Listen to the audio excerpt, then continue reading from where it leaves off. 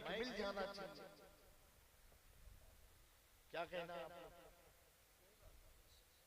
तो उससे आप भी बेदार रहोगे, आपकी समाज भी बेदार रहेगी, आपका दिल भी बेदार रहेगा, आपका मिजाज भी बेदार रहेगा। मेरे प्यारो, अफसोस की बात ये होती है कि माशाल्लाह एक नौजवान का ग्रुप हमारे सामने, ये सब शहीदे आजम कॉन्फ्रेंस में आए इमाम हुसैन के बारे में सुनने। किस लिए आए बोलो भैया? हजरत इमाम हुसैन के बारे में।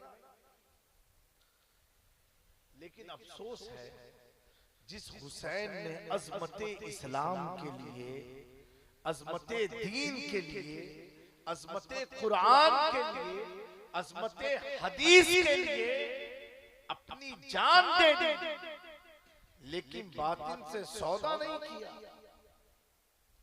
आज उनका जिक्र सुनने ये नौजवान कौम आई है, न सर पर टोपी है, पूरा बटन खुला हुआ, ऐसा लग रहा है कुश्ती के मैदान में आया गया है, कुश्ती अभी लड़ाई होने वाली है।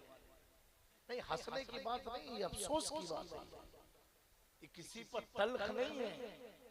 और अगर बुरा लगे तो लगता रहे आपको ये सोचना चाहिए। अगर 25 साल उम्र हुई, 30 साल उम्र हुई, 35 साल उम्र हुई, हर साल महफिल होती है, प्रोग्राम होता है, बताया जाता है इमाम हुसैन की शहादत के बारे में, इमाम हुसैन के बारे में। लेकिन मेरे प्यारों, जरा गौर तो करो कि इमाम आली मकाम इमाम हुसैन की यजीद से लड़ाई हुई तो क्यों हुई? इसका पस मंजर क्या है? इसकी वजह क्या है? क्या यजीद गैर मुस्लिम था? क्या यजीद कलमा पढ़ने वाला नहीं था? हमें यजीद एक सहाबिये रसूल का बेटा था,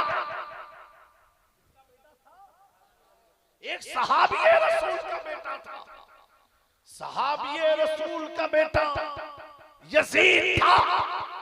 और सहाबी मामूली नहीं होते प्यारे, हर सहाबिये नबी जन्नती जन्नती। हुजूर के जितने असहाब हैं, अल्लाह ने उनसे जन्नत का वादा फरमाया है। लेकिन मेरे प्यारो, हुसैन पाक ने देखा बेटा सहाबी का तो है, लेकिन इसके किरदार कहीं से सहाबी के बेटे होने की झलक नहीं पाई जाती है। इसका अमल वो अमल है जो मेरे नाना की शरीयत के खिलाफ है, इस्लाम की शरीयत के खिलाफ है, कुरान के खिलाफ है।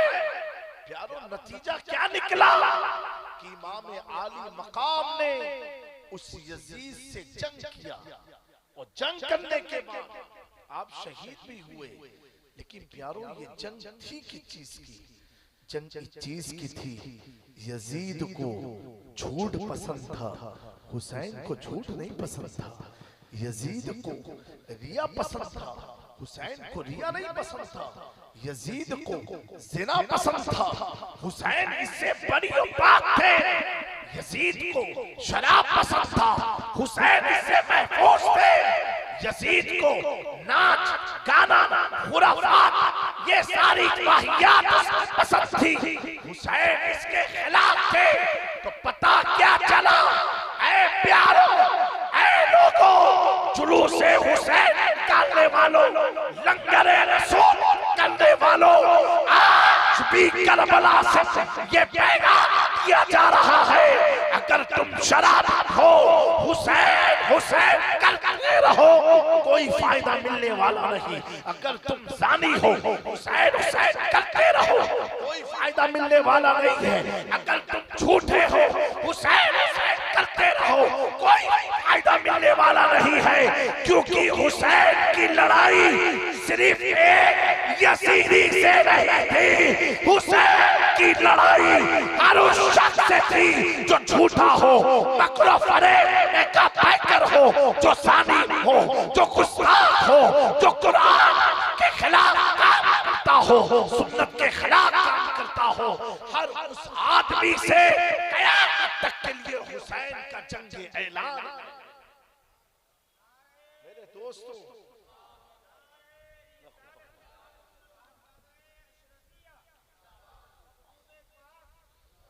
ये दोस्तों बहुत अफसोस की बात है, ये बहुत बड़ा अलमिया है। हम पूरी रात जागते रह जाएंगे, फायदा नहीं मिलने वाला है अगर हमने अपनी जिंदगी को तब्दील नहीं किया, हमने अगर अपने आप को चेंज नहीं किया, अपनी जिंदगी में हमने इंकलाब पैदा नहीं किया। मेरे प्यारों, जिस हस्ती का जिक्र जिनकी तरफ मंसूब ये महफिल पाक है, आपको एक बात मैं बताना चाहता हूँ मेरे प्यारों, तुम लाख इबादत गुजार हो जाओ, बड़ी जिम्मेदारी से कह रहा हूँ, लाख कुछ भी कर लो, कुछ भी कर लो, लेकिन हर आदमी की ख्वाहिश क्या होती है, ए अल्लाह हमें जन्नत में किसके साथ रखना, हुजूर के साथ रखना, हुजूर के हौज़े कौसर का पानी नसीब फरमाना, ए अल्लाह हुजूर की शफाअत अता फरमाना, हुजूर के साथ जन्नत में हमें रखना, जन्नतुल फिरदौस में रखना। क्यों रखना? क्योंकि वहाँ हुजूर होंगे। कौन हुजूर होंगे? जिनकी शान अभी आप सुन करके झूम रहे थे, वो प्यारे आका सल्लल्लाहु अलैहि वसल्लम का साथ हर मोमिन चाहता है हमें उनका साथ मिल जाए, जन्नत में उनकी खिदमत का मौका मिल जाए, उनके साथ रहने का मौका मिल जाए। प्यारे आका आमिना के लाल फरमाते, सुनो तुम्हें कोई भी अमल मेरे साथ जन्नत में रख नहीं सकता, वही शख्स मेरे साथ जन्नत में रहेगा जो मेरी अहले बैत से दुनिया में बात, जो मेरी आल से मोहब्बत करेगा। हसन हुसैन फातिमा इनकी आल से जो मोहब्बत करेगा, हुजूर फरमाते वो जन्नत में मेरे साथ रहेगा। जन्नत में कहाँ रहेगा? हुजूर पाक सल्लल्लाहु अलैहि वसल्लम के साथ में रहेगा। मेरे दोस्तों, एक बात मैं कहूं कि आज के टाइम पर आला हज़रत एक ऐसा नाम है कि कोई भी सुन्नी मुसलमान के सामने लो, ऐसा हो ही नहीं सकता वो ना जानता। आप सब जानते हो कि नहीं? बोलो भाई, जानते हो कि नहीं? क्या जानते हो? मुजद्दिद है, बहुत बड़े आलिम दीन है, उन्होंने तर्जुमे कुरान किया, उन्होंने बहुत 1200 तकरीबन किताबें लिखी, 1200 किताबें लिखी। आज की तारीख में अहले सुन्नत वल जमात की पहचान इमाम इश्क मोहब्बत की जात है, बेशक बेशक हजरत की जात है, बेशक हक है। मेरे प्यारों, ये सुना नारे लगते हैं, हर महफिल में दीवानगी है। मेरे दोस्तों, वो आला हज़रत, ये जो इमाम हसन हुसैन सैयदा तैयबा फातिमा ज़हरा मौला अली, बहुत ऊंचे हैं, बहुत ऊंचे, इतने ऊंचे हैं कि जिनकी ऊंचाई का कोई पैमाना नहीं है, कोई मीटर नहीं है, इतने ऊंचे हैं, इतने ऊंचे हैं कि जिसको नबी ने अपने कंधे पर बिठाया हो, अंदाजा लगाओ अपने। मैं सही नहीं, आवाज बहुत खींच रहा है, जिसको हाँ आवाज क्लियर थोड़ा करो। कौन है ये अहले बैत मुस्तफा सल्लल्लाहु अलैहि वसल्लम? ये नबी का घर है कौन जिसे हुजूर ने उठाया? किसने उठाया हो? हुजूर ने उठाया हो। उनकी अज़मतों को सलाम, उनकी तहारत पाकीज़गी को सलाम। प्यारे आका ने कंधे पर उठा करके दुनिया को बता दिया कि देख लो, समझ जाओ अहले बैत का मकाम क्या है। जिसे अंबिया का सरदार उठाता हो वो हुसैन का मकाम, वो हसन का मर्तबा क्या है, वो अली का मकाम क्या है।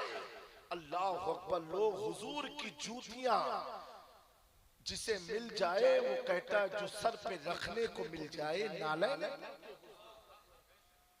पर रखने को मिल मिल जाए नाले पाके हुजूर, नाले पाके हुजूर तो कहेंगे फिर ताजदार हम भी हैं। माशाअल्लाह, जिन्हें हुजूर की जूती मिल जाए वो वक्त का सुल्तान होता है, वो वक्त का बादशाह होता है।